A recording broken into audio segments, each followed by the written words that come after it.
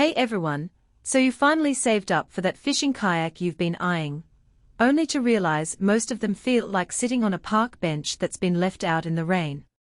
Yeah, I get it, stiff seats, wobbly decks, and by the time you get to your spot you're already sore. Well, I ran into the same problem last month, and found this Pelican 10.5 Angler Fishing Kayak Bundle that actually solves the "I'm too old for this" feeling.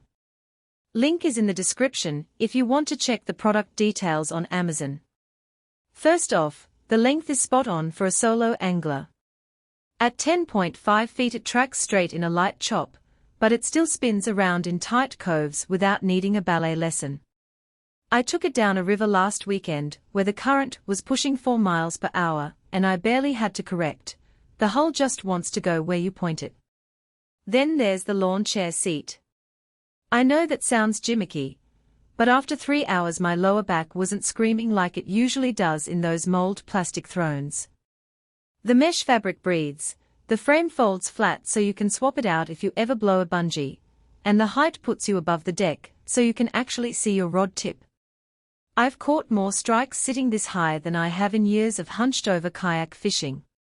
The bundle also throws in a fiberglass reinforced paddle that weighs about as much as a soda can. I used to leave my paddle strapped down because the aluminum ones felt like swinging a crowbar after 20 minutes. This one is light enough that I actually use it to help me cast instead of just propelling the boat.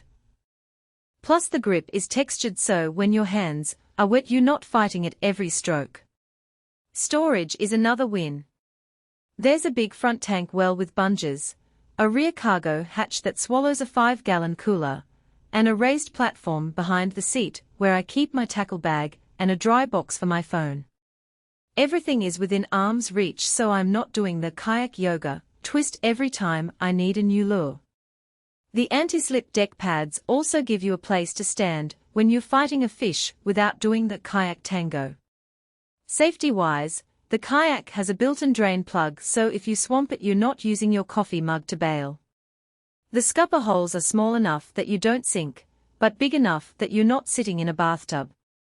I've taken it out in 15 miles per hour gusts and the flared bow cuts through the chop without hobby horsing me like some of the shorter sit-on tops I've tried.